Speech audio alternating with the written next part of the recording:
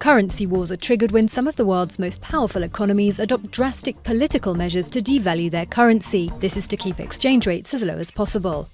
Lower rates encourage trade. Countries can offer attractive export prices on the global market compared to competitors with stronger currencies and therefore higher prices. A weak currency also encourages domestic production, as importing goods becomes more expensive.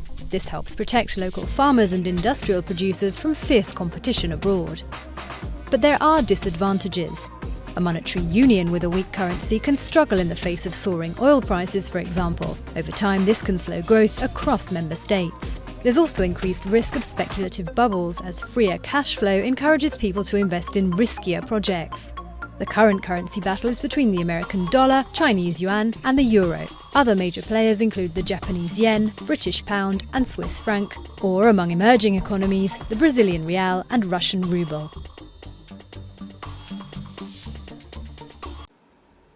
Hey, Shalom Akim, this is Ariella. First off, I want to give all praise and glory to Yahweh, Ba'ashem, Yahweh Shai.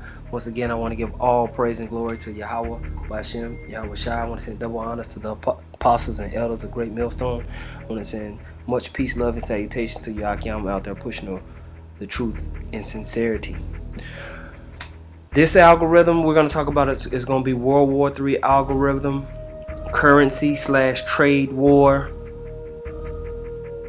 World War III algorithm, currency/trade war. And the reason I want to go into this is because when you look out into things that are happening geoeconomically and geopolitically, we're starting to see the East and the West formulate ideas to either disrupt each other or to embolden their own financial systems.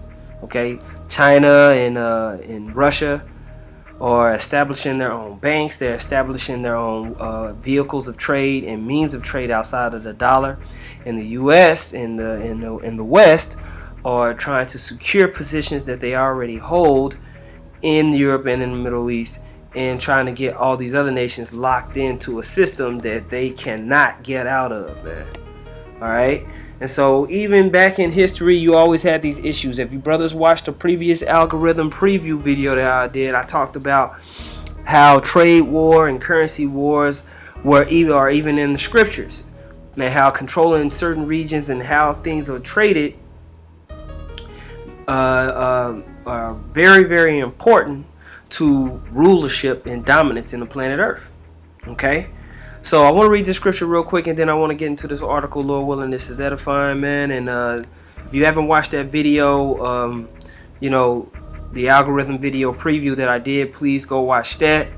And just like I said, there's certain technical understandings that you need to have in order to go through this stuff. So that Khan Academy, Lord willing, I'll put it in, after this in post editing. But that Khan Academy has a lot of good informational videos to where you can go to and just learn simple things about how currency affects trade and how that in turn affects the general economy and everything like that. Okay, so with no further ado, this is Ecclesiastes chapter 1 verse 9. It says, "The thing that hath been, it is that which shall be, and that which is done is that which shall be done, and there is no new thing under the sun." Okay, and the reason why I'm bringing this scripture out is because everything you're seeing that's happening is something that's already happened before, man. The only difference is it's a little bit more technological. Esau has just used his language and his deceitfulness with his tongue to make it seem like some complex idea when it's really not. Okay, all the systems of economics that he uses are old systems of economics that was used back in the day. And the trends that we see and everything that's happening, you can understand that there is a collapse and that there's a fight that's about to happen because it's happened in the past. We read about it in the scriptures. There's no new thing under the sun. Okay, this is from LouRockwell.com. It says Currency Wars, Trade Wars, World Wars by Gerald Celente, who's a good, person to go listen to, man. He always has different financial analyst talk and going into trends and things that he see. One of the things that he called was everybody's going to start to get into organic foods. You're going to start to see more new organic food places pop up. People are going to start getting into away from GMOs. Like he called that years ago, over 10 years ago. And lo and behold, man, if you're paying attention to the new things, that's kind of the things that are trending. That's something that's really happening, you know. So, you know, he's a good person to kind of listen to. He brings out a lot of good points. With no further ado, it says this: history is repeating itself. While the times are different and the names have changed, the underlying circumstances and basic fundamentals remain the same. The crash of 29, the Great Depression, plunging commodity prices, currency wars, trade wars, world war. Now, 46 years later, the panic of '08, the Great Recession, plunging commodity prices, currency wars. Are trade wars and world war next? Commodity prices continuing downward dive is indisputable evidence of a deteriorating global economy. For many, the Great Recession is depression. The equation is simple. There's a glut of product and not enough people with enough money to buy them. You know?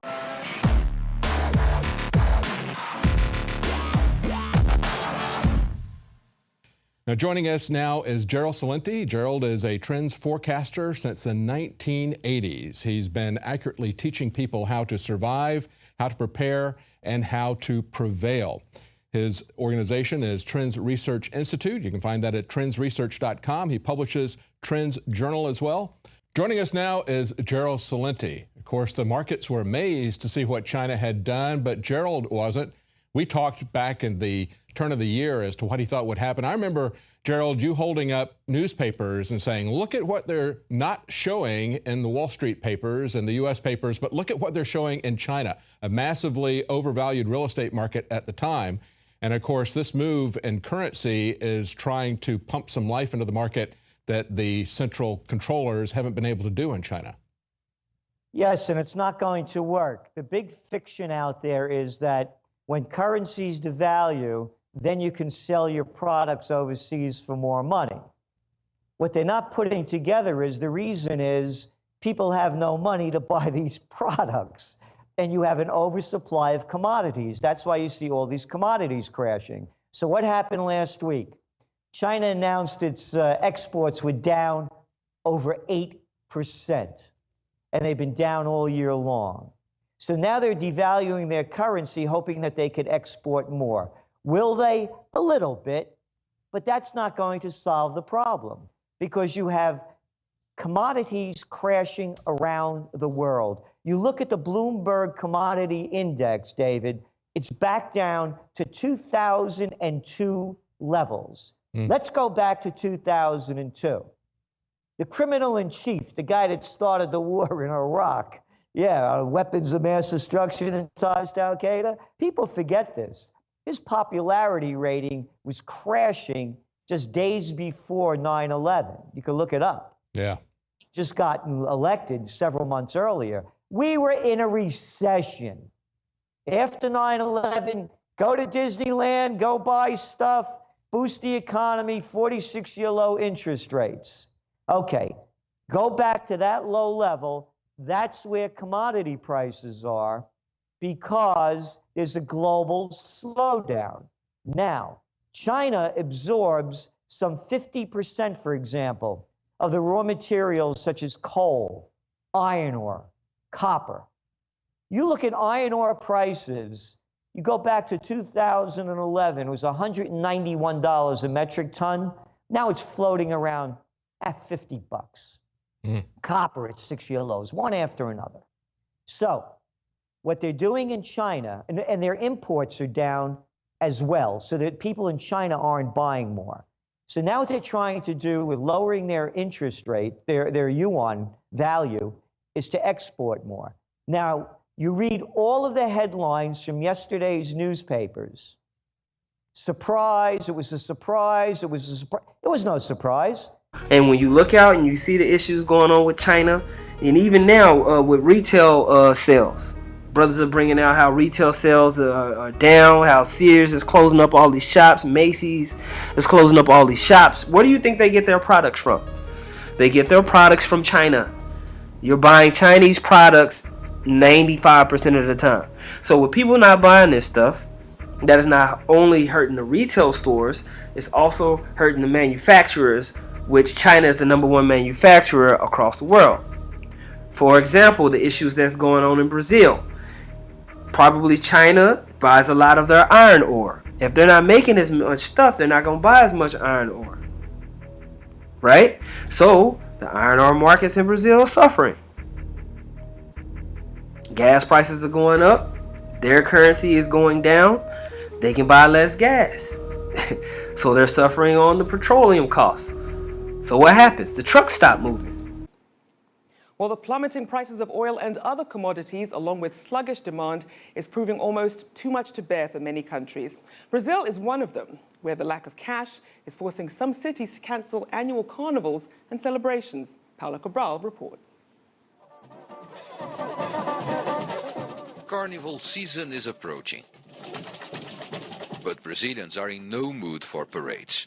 Commodity exporters have seen demand shrink, prices slump, and inventories swell. That was the case with iron ore, one of Brazil's main exports, and also with key agricultural commodities like soybeans and corn. Brazilians are bracing themselves for what could become the worst recession since the 1930s. This former agriculture minister sees a tough year ahead, but says the devaluation of Brazil's currency, the real, will help agribusinesses to survive the downturn. What happens when the trucks stop moving? Famine. I.e. Venezuela. That process is already happening in Venezuela, and it's beginning to sweep across South America. Why? Because they buy who buys a lot of the South American goods? China and other countries like India.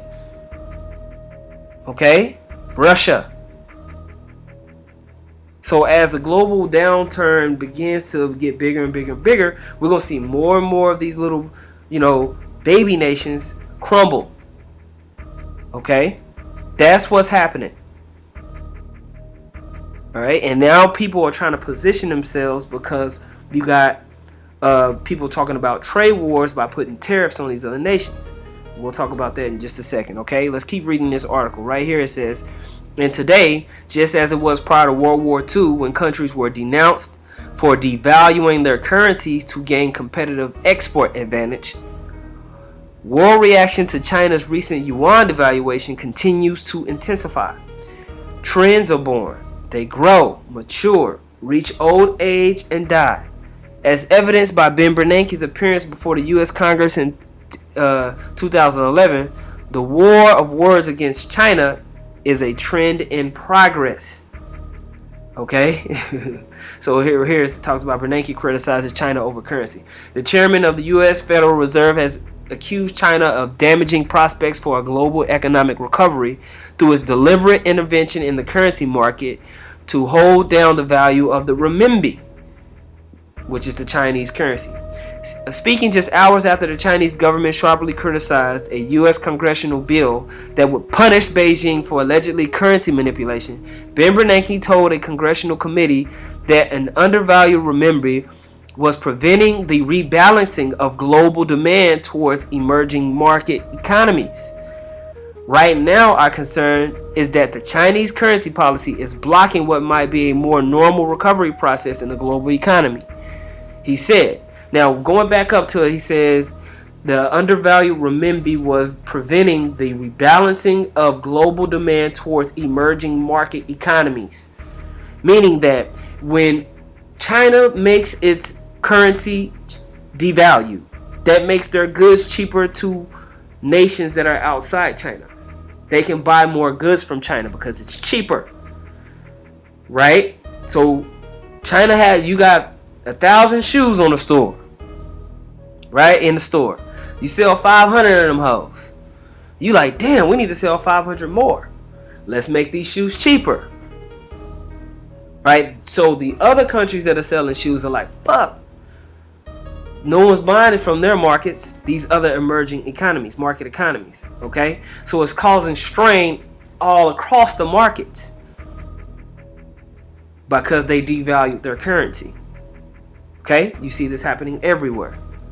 All right?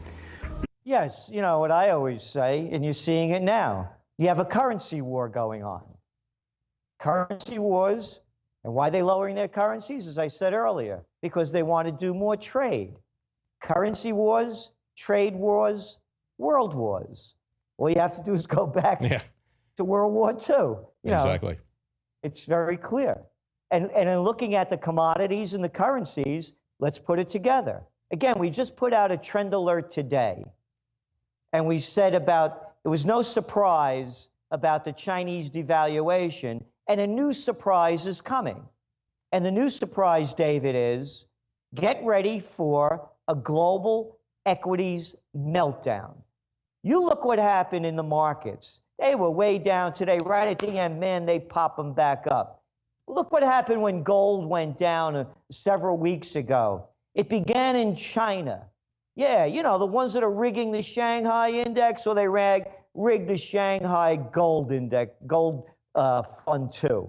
And here's what they did. Every day they trade maybe about, on the exchange, the gold exchange in China, about 16 tons a day.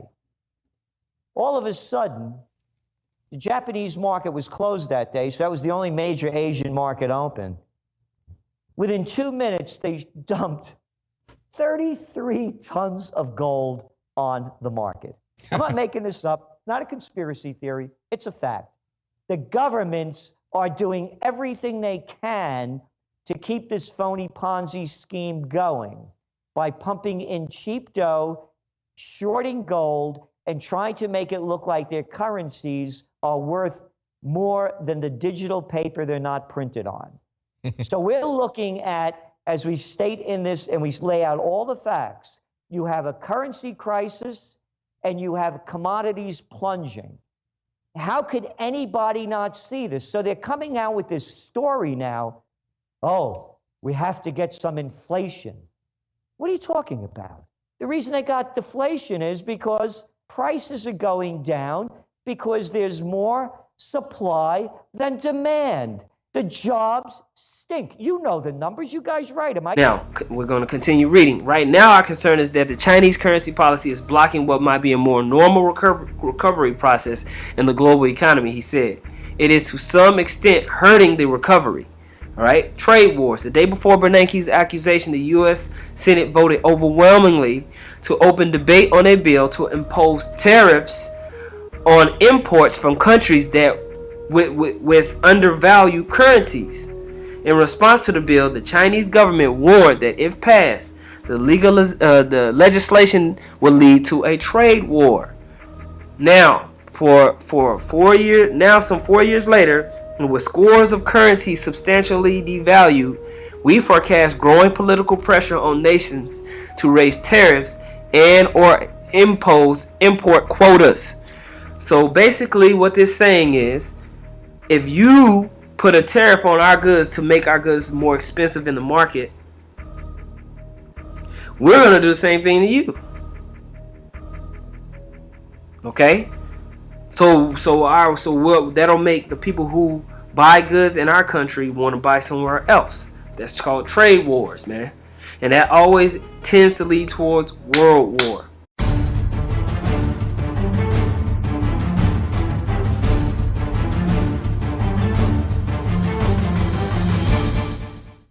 I'm going to instruct my Treasury Secretary to label China a currency manipulator. Any country that devalues their currency in order to take unfair advantage of the United States, which is many countries, will be met with sharply. And that includes tariffs and taxes. I'm going to instruct the U.S. Trade Representative to bring trade cases against China, both in this country and at the WTO. 7, if China does not stop its illegal activities, including its theft of American trade secrets, I will use every lawful president. Hey, look, this is very easy. This is so easy. I love saying this. I will use every lawful presidential power to remedy trade disputes, including the application of tariffs consistent with Section 201 and 301 of the Trade Act of 1974 and Section 232 of the Trade Expansion Act of 1962. And when they say trade expansion, they're talking about other countries. They're not talking about us, because there is no expansion. They get the expansion, we get the joblessness. That's the way it works. We're going to make America great again for everyone, greater than ever before. And I promise you, if I become president, we are going to be working again. We are going to have great jobs again. You're going to be so happy. You're going to be proud of your president. You're going to be proud, proud, proud of our country.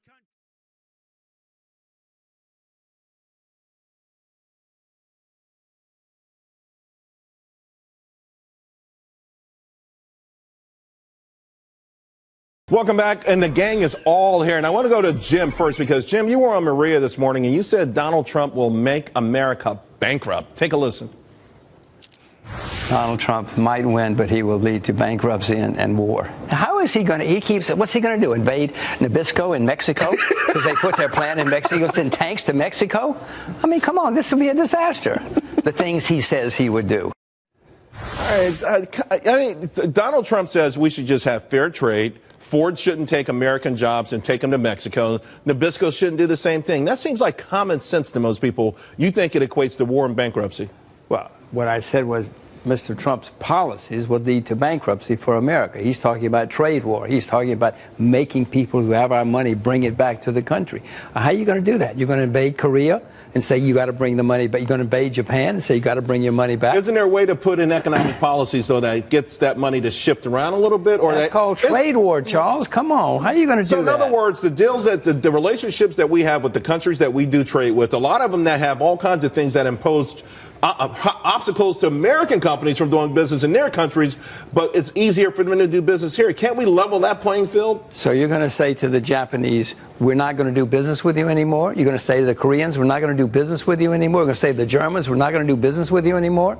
Every time I look at import-export data, Jim, we buy more of their stuff than they buy of ours. Don't we have some leverage? Charles, throughout history, trade wars have led to real wars. That was my point this morning. Trade wars never work, and it always leads to real war. And that's what we're seeing now with the emergence of Donald Trump and his election. The first thing he said was that we're going to put tariffs on Chinese goods. This is the next step. We had currency wars. When you see QE, quantitative easing, that is a form of currency manipulation. That is a form of currency war on everybody. By flooding US dollars into the systems, you artificially devalue your currency. That is currency war. So these other nations did that in response to QE. They're devaluing their currencies. Some even removing, like India and other places, removing certain denominations of money out of the market. So what you see what's happening globally is currency wars, and now we're seeing the entrance of trade wars. Okay. We also saw U.S. Congress just come out with a report saying that the renminbi could mount a challenge to the dollar in 5 to 10 years. You say that challenge is going on now and a currency war is going on. How is it playing out? Well, you know, everyone likes to accuse the Chinese of currency manipulation. Look, every country manipulates its currency to some extent, or what we call manipulation, they call policy. So I don't think anyone's exempt from that. But the U.S. is the biggest currency manipulator in the world. When you look at quantitative easing, which is just money printing, we had QE, QE2, and this new Operation Twist, all forms of monetary ease. People think it's about lowering interest rates. It is a little bit, but it's really about cheapening the value of the dollar. The theory is that if you have a cheaper dollar, it makes U.S. exports more attractive, so we'll sell more Boeing aircraft or General Electric wind turbines, et cetera. The problem is it starts out okay, but it never works out that way. There's retaliation. Other countries try to cheapen their currencies, where they put on capital controls, where they put on excise taxes, and currency wars turn into trade wars. And I describe two previous currency wars in my book, what I call Currency War I in the 1920s and 30s, and Currency War II in the 1960s, 70s, on into the 80s. They both had disastrous results, and we're starting down that road again. There's a temptation to think you can get a quick fix for your economy by cheapening your currency, but it never works. Now, when you go to Wikipedia and you go to trade war, You go in the trade war, it says this. A trade war refers to two or more states raising or creating tariffs on other trade barriers on each other in retaliation for other trade barriers. Increased protection causes both nations' output compositions to move towards their autarky position. You see how Esau makes this shit sound so fucking confusing, man? That's how they keep people out of this shit, man. Basically, look, I'm gonna make it to where if somebody from my country want to buy your shit, it's gonna cost more. Okay, I'm gonna put a tariff on it, man. That's what they're saying, and we do that to each other. Damn demons, man. That's Esau, though, man. But that trade war, what we're gonna get into is how those trade wars tend to lead towards hot wars. Here's another article from ZeroHedge.com. It says currency wars often lead to trade wars, which in turn can devolve into hot wars. Okay. It says, according to numerous high-level insiders, the global currency war is accelerating. Okay, and it goes over all these people who mentioned that. You even see among them George Soros, Angela Merkel, James Bullard. All right. It says, in Japan's escalation of the currency wars has caused leaders in the Eurozone, Norway, Sweden, South Korea, Taiwan, Colombia, Mexico. You see what's happening in Mexico right now. Peru, Chile, Venezuela, and many other regions to devalue or consider further devaluing their currencies. China may be joining as well. And James Rickert and Reggie Middleton think that Germany's demand for its goal is part of the currency war. It says, we've been in a global currency war for years. As the Wall Street Journal asked in 2010, beggar thy neighbor, currency devaluations proved ruinous for the global economy in the 1930s. Is the world setting off down the same slippery slope again? Yes, we are. Despite drivel from ignorant sources, currency wars don't help the average person. Quantitative easing, the main lever to depreciate currency, hurts the little guy and only helps the super elite. Former Secretary of Labor Robert Wright points out that a weak dollar makes everyone poor, and any new jobs created by a policy of devaluation are low-wage jobs. It says, economist Mark Thoma noted in 2010, while the positive effects a currency war produced in the 1930s are likely to reappear, there is a chance of large negative effects such as a simultaneous trade war or the breakdown of the international monetary system. So let's hope a currency war can be avoided. All right. Philadelphia Federal Reserve Bank President Charles Pozier notes that currency wars will not only hurt world trade and the economies that were involved. The IMF noted in 2010 that currency wars would represent a very serious risk to the global recovery.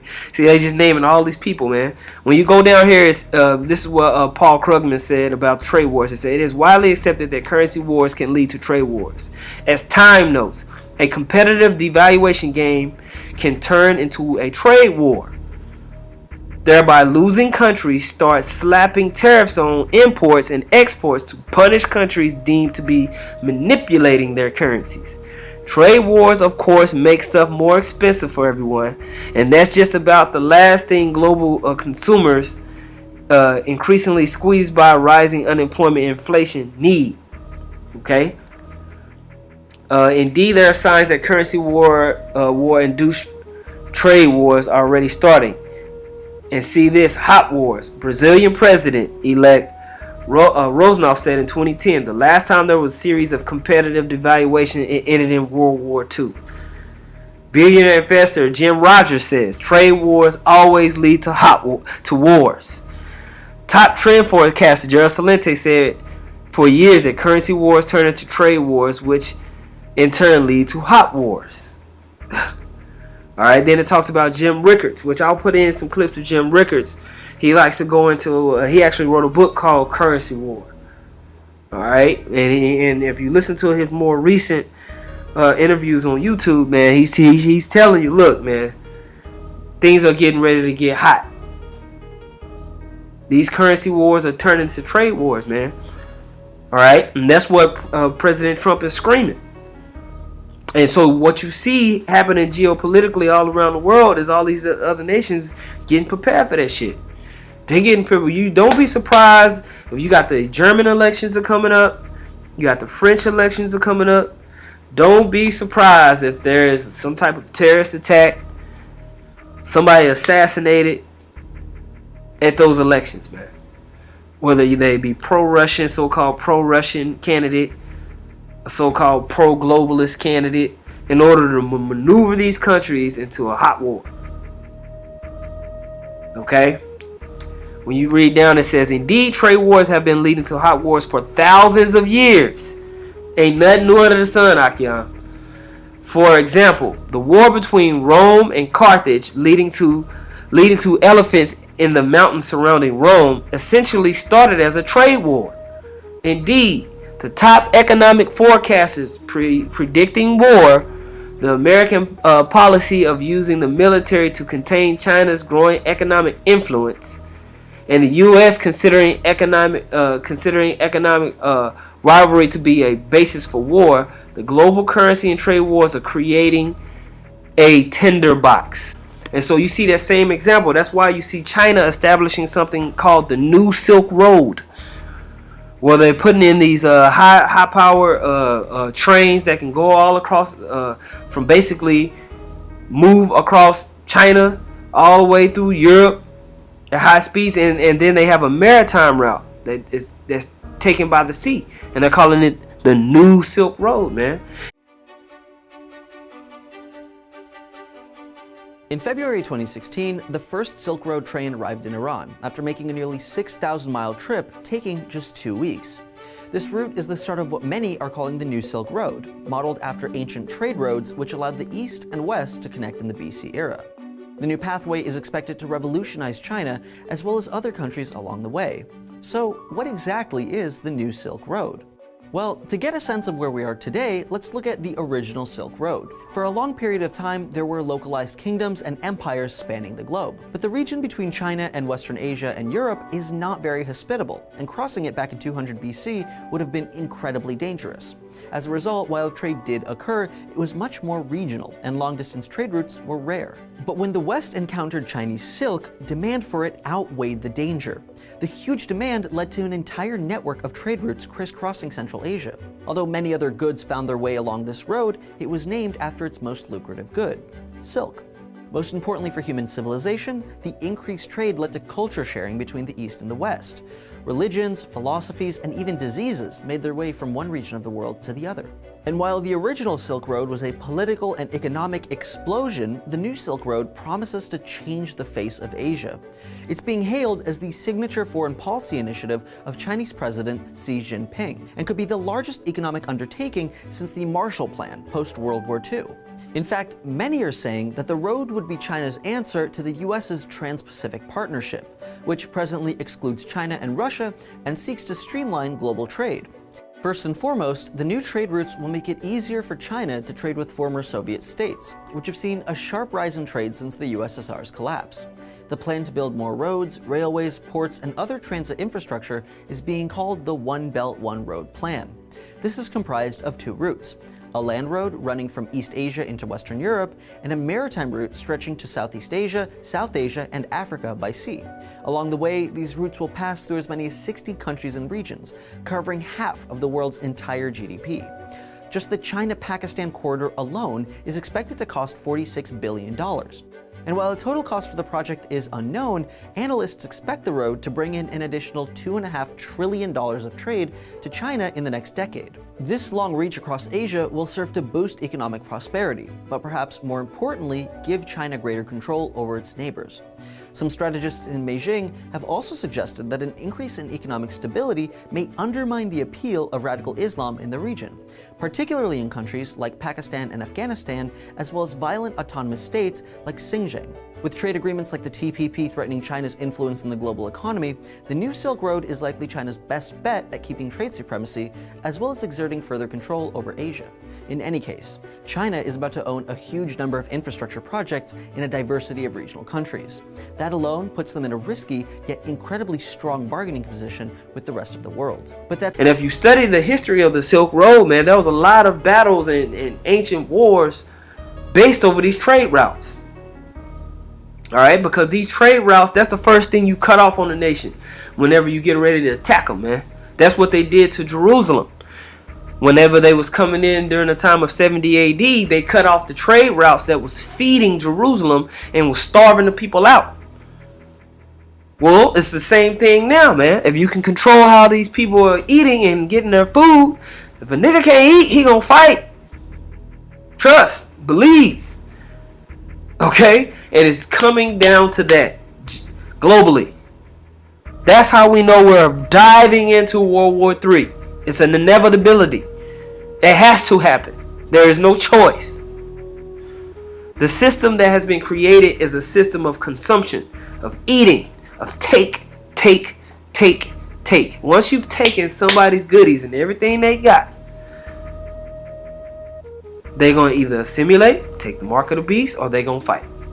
And this is what we're getting down to. Okay? What was the wages last month they came in? Oh, they went up at 0.2%. The lowest number since they started recording this stuff. And it's not only here. You have it, again, when your commodities are crashing in resource-rich countries, the people are out of work.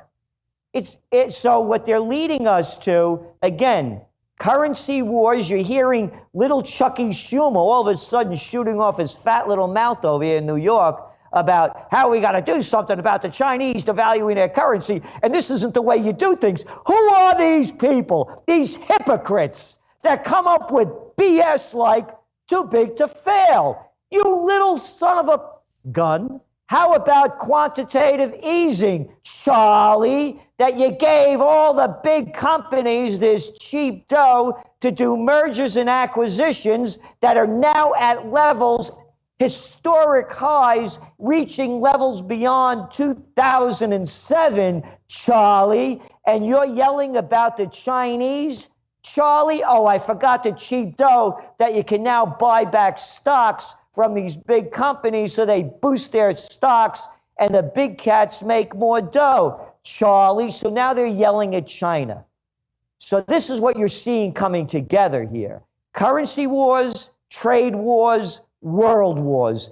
Okay, I'm just going to read this briefly about the Silk Road, and then we're going to move on to the next. As a matter of fact, let me pull this scripture real quick. This is in the book of Revelation. I just wanted to make this point real quick. And this is kind of going further on how there's no new thing under the sun. You know what I'm saying? This is Revelation chapter 10. I'm sorry, Revelation chapter 17, verse 10. And there were 7 kings, 5 are fallen, and 1 is, and the other is not yet come. And when he cometh, he must continue a short space. And the beast that was, and is not, but even he is the 8th. And is of the 7th, and he goeth into perdition. And that's talking about America as that 8th that comes out of Great Britain. All right, that comes out of that colonial Great Britain entity. Okay, and how those economies and how they were ran were based off Rome. Well, that was based off the previous empire that was running. And that was based off the previous empire that was running. That's why these trade routes that you see on these maps is nothing but extensions of rulerships and how to move currency and money and information across the world. All these things are tied together.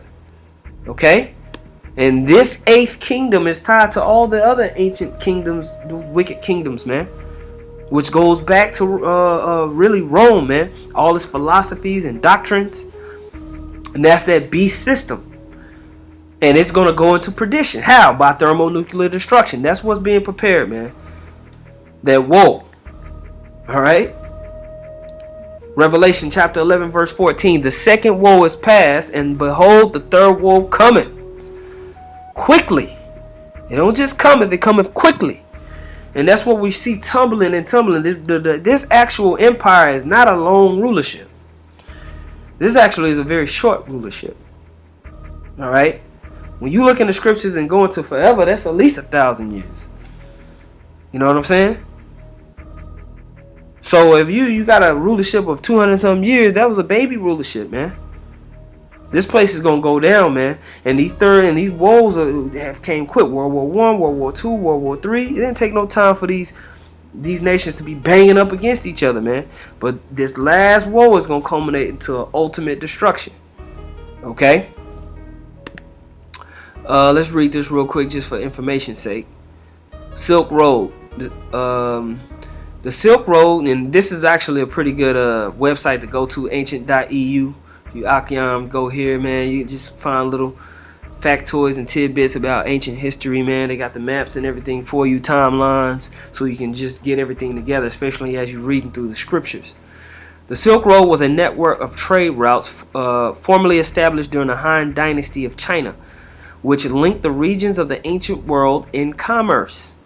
As the Silk Road was not a single thoroughfare from east to west, the term Silk Routes has become increasingly favored by historians, though Silk Road is the more common and recognized name. Both terms for this network of roads were coined by the German geographer and traveler Ferdinand von Rodenbach, whatever his fucking name is, all right, in 1877 CE, who designated them Swedenstrasse or Silk Road or Swedenstrassen Silk Routes. The network was used regularly from 130 BCE, when the Han officially opened trade with the West, to 1453 CE, when the Ottoman Empire boycotted trade with the West and closed the routes. And if you notice that time, that's basically when the Edomites started to really get up in there during that 1400 period, because the Byzantine Empire, which we were running, was a very efficient empire economically. Okay, we didn't use unjust weights. That started happening more and more and more whenever the Edomites got up in there. All right, they figured out how to use the silkworm, and basically they closed down those routes that went throughout China, so they could hoard the wealth. All right. When you go into this, I suggest you brothers go and read this, but there's a lot of good information in here on the Silk Road and stuff like that. Okay, we're gonna move on to the next article. This next article is would Donald Trump's China tariffs spark a trade war? It says, after propelling his presidential campaign with plans to reclaim jobs lost to China and place steep tariffs on the Asian economic giants' imports, President-elect Donald Trump took an interesting turn Thursday night as he began discussing Chinese foreign policy. And this was written back on December 9th. All right, in December of 2016. It says, just before diving into his views on how the U.S. and China should get along over the course of the next few years during a speech in Iowa, Trump offered a tough-to-debate assessment of where things currently stand. They're not great. One of the most important relationships we must improve, we have to improve, is our relationship with China. That's how he says it. He told the crowd in Des Moines. Few on either side of the aisle would debate that sentiment on its face. China's recent activity in the South China Sea has at times prompted responses from U.S. military vessels, including a surgeon by a naval warship in October. This is the number of US military bases surrounding China. This map, it looks very similar to NATO military bases on Russian border. With dozens of US military bases encircling China and America's historic nuclear presence in the Pacific region, a war between the greatest military power and the world's second largest economy is no longer unthinkable. The threat of South China Sea becoming big news again. The media is beating the drums of war as the world is being primed to regard China as a new enemy. I smell the same technology being used again and again and again. You know, the mainstream media says that Russia is the main enemy of the humanity. Now we have mainstream media saying that China is the new enemy of the humanity. China has been accused of fresh aggression in the South China Sea, this time by an influential American think tank, the Center for Strategic and International Studies. Let's now get more from RT's Emily Sue. Hi there, Emily. Well, give us more details on this dispute. Well, Marina, if we take a look at the screen behind us, this may just looks like a bunch of boring rocks and reefs in the middle of the sea, but they're actually located in one of the next potential global flashpoints of conflict. The Spratly Island chains located in the South China Sea are claimed by China, Philippines, Brunei, Malaysia, Vietnam, and Taiwan. And the reason why everybody wants their slice is because this region is very rich in resources. It's also one of the busiest shipping routes in the world. Every day, over 10 million barrels of oil are being transported across the sea. And that is the reason why the territorial disputes here has led to an ongoing war of words between some of the world's biggest powers. Provocative and destabilizing act which would automatically raise tensions.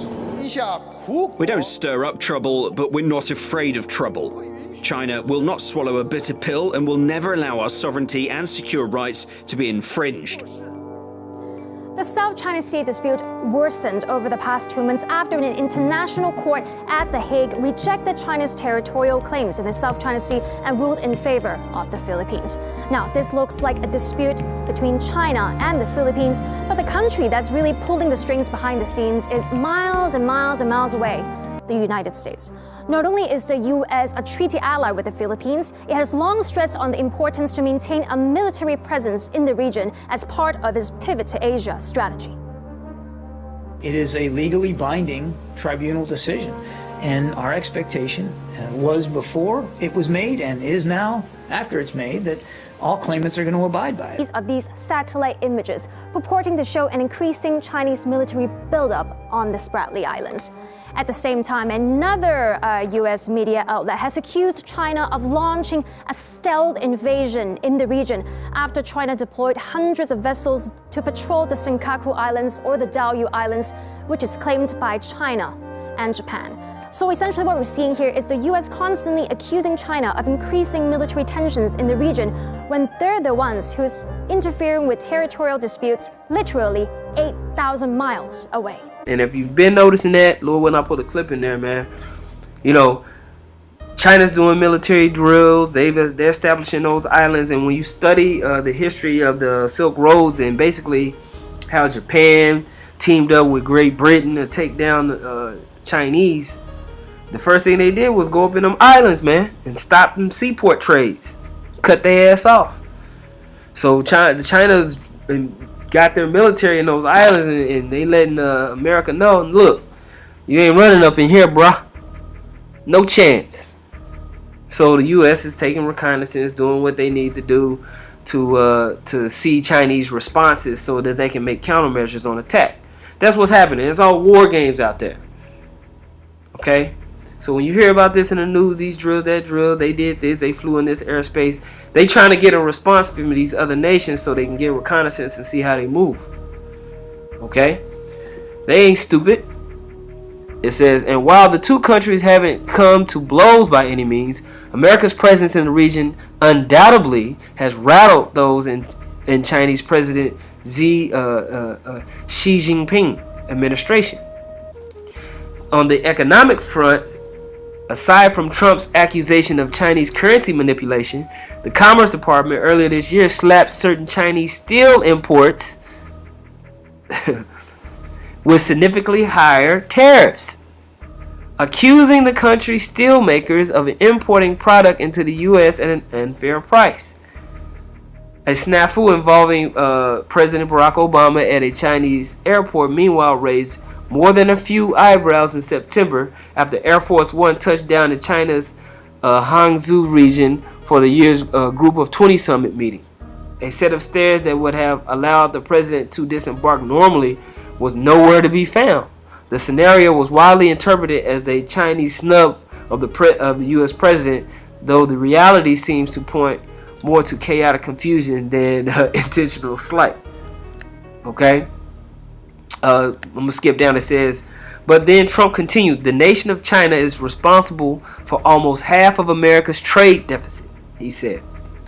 You have the massive theft of intellectual property, putting unfair taxes on our companies, not helping the menace of North Korea like they should, and the at will and massive devaluation of their currency and their product dumping.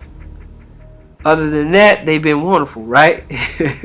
So basically, what you're hearing is rumblings within the economic system, the economic political system, man. It's coming to an edge. It's coming to a fight, and all the stuff that we're reading about here, you're seeing it play out in South America.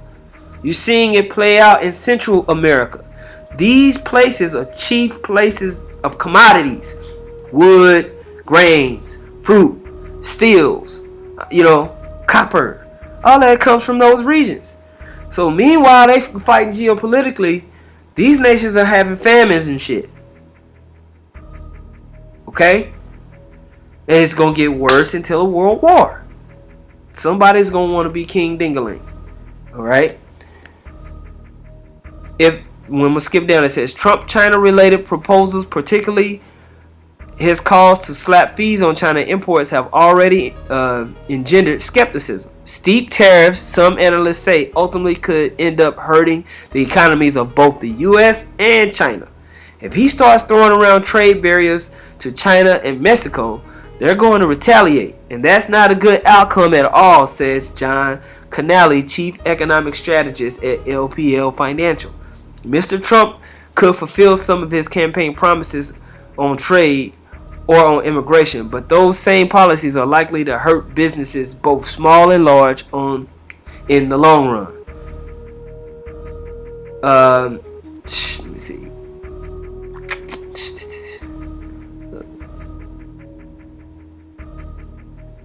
When you go down here, it says, through October, America is running a $288.8 billion trade deficit with China in 2016, a figure that accounted for more than 47% of the country's overall international shortfall, according to the Bureau of Economic Analysis.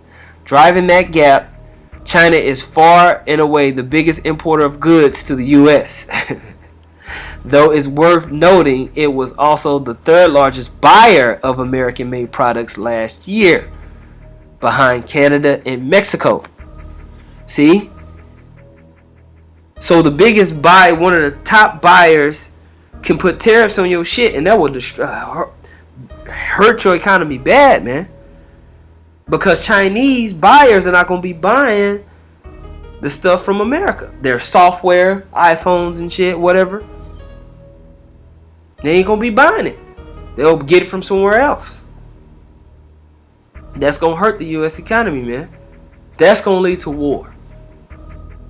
If you start having that type of trade war. And when you need if you brothers don't know what a trade deficit is, that's definitely something to go and look into, man. How the currencies can affect how trade is, and how the value of those currencies can affect like the money that's being exchanged in between each other.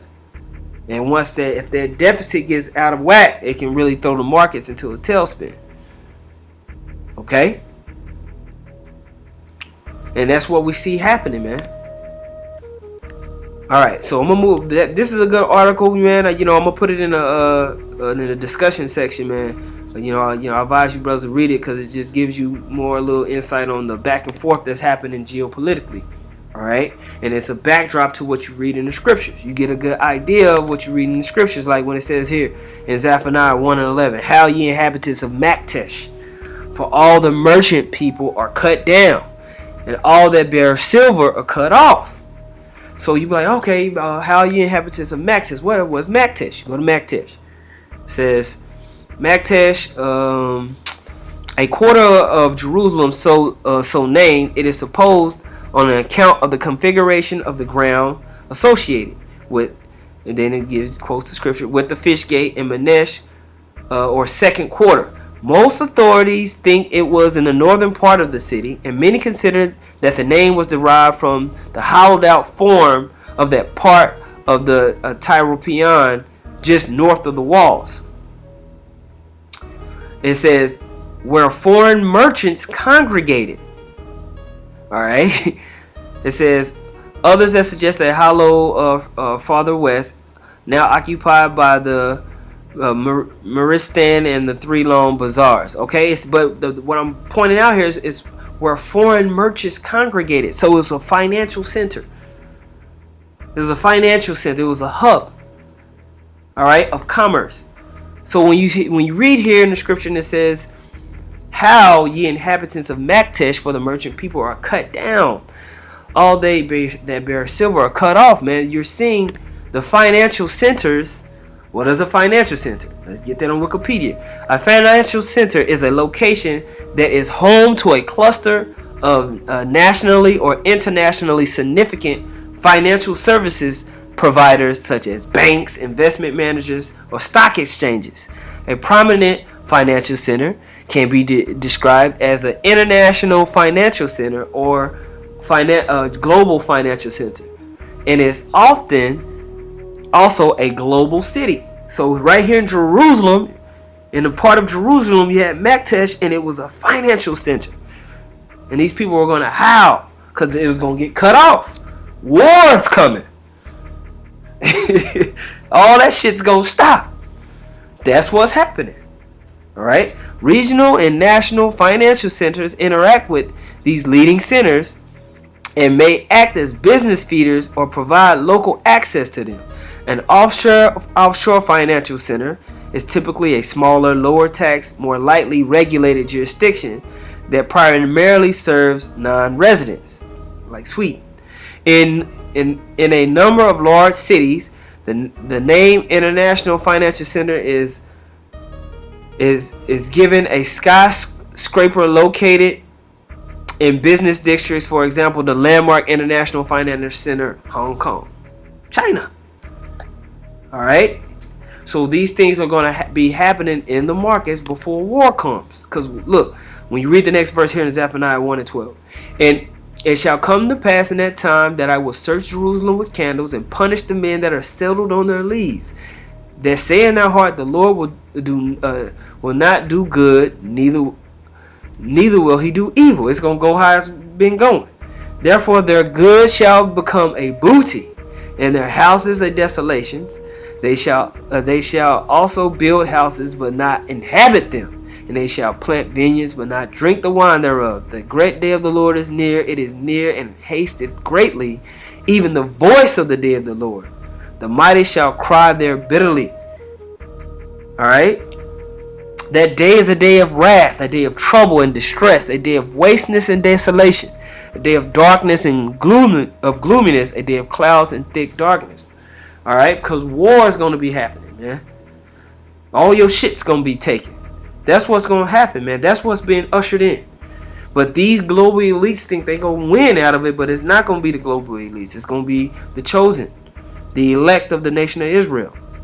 All right, emboldened and empowered by the return of the Lord. His name is Yahushua.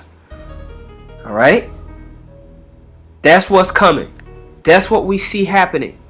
That's why we're reading this. It's all a part of the Most High's algorithm. That's why we call this the World War III algorithm. I'm centering this around things that are leading into World War III, but there's different components of the Most High's algorithm. All right, but right now we're focusing on World War III, so you can read these things in the scriptures and understand and know. Look, it's going down. Okay. But you know, there was another article. I'm going to put it into the comment, into the discussion section too, man. You know, Lord willing, this was edifying to you, Akiam, man. I want to give all praise and glory once again to Yahweh Bashem Yahweh Shai. I want to send double honors to the apostles and elders of Great Millstone. Much peace, love, and salutations to all you Akiam out there pushing the word in sincerity and truth. Shalom.